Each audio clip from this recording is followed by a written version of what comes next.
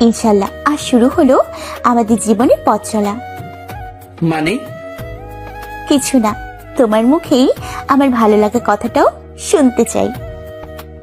শুভ্রা আমার মুখের দিকে তাকিয়ে এবং আরো আমার হাতটা চেপে ধরে।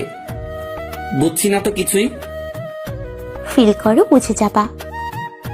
ওকে। এবার আমরা কলেজে পৌঁছলাম। আজ শুভ্রা বাহানা করলো আজ সে ক্লাস করবে না, আজ আড্ডা দেবে আমাদের সাথে।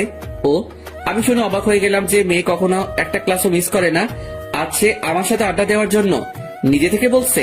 আমি কোনো প্রশ্ন না করেই ওকে। এবার আমরা ক্যাম্পাসে গিয়ে বসলাম। কিছুক্ষণ বসে থাকার পর হঠাৎ বুঝতে পারি শুভ্রা আমার কাঁধে মাথা রেখে ঘুমিয়ে পড়েছে। ও যাতে না পড়ে যায় তার জন্য আমি ওকে পিছন থেকে জড়িয়ে ধরলাম এবং আমার বাম হাত কোমরে ধরে আছি। প্রায় আধা ঘন্টা পর ওর ঘুম ভাঙতেই আমি বুঝতে পেরে গেলাম।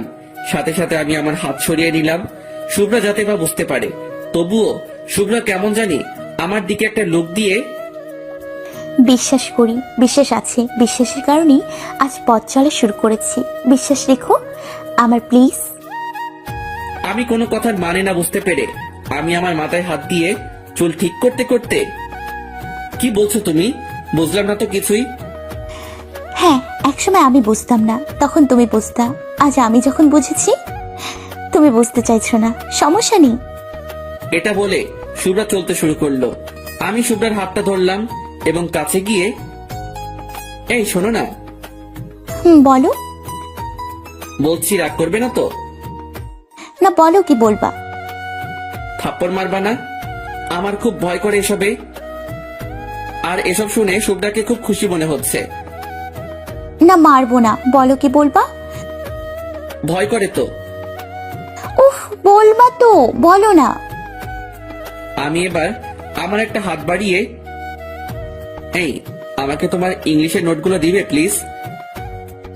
আমার কথাটা পুরো বলার আগেই শুভ্রার ওর বাম হাতটা আমার দিকে এগিয়ে নিয়ে আসছিল। আমার পুরো কথাটা শুনেই ওর বাম হাত পিছিয়ে নিয়ে আমার ঠিড়ে দিয়ে দু চোখে পানি নিয়ে ছুটে চলে গেল।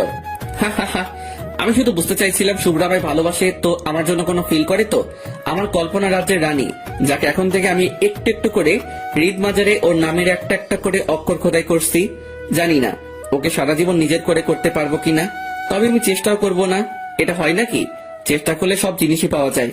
তবে ভালোবাসা এমন একটা জিনিস, শত চেষ্টা করলেও কেউ লাভ করে, আবারও কেউ হারিয়েও ফেলে, হয়তো পরিস্থিতির চাপে।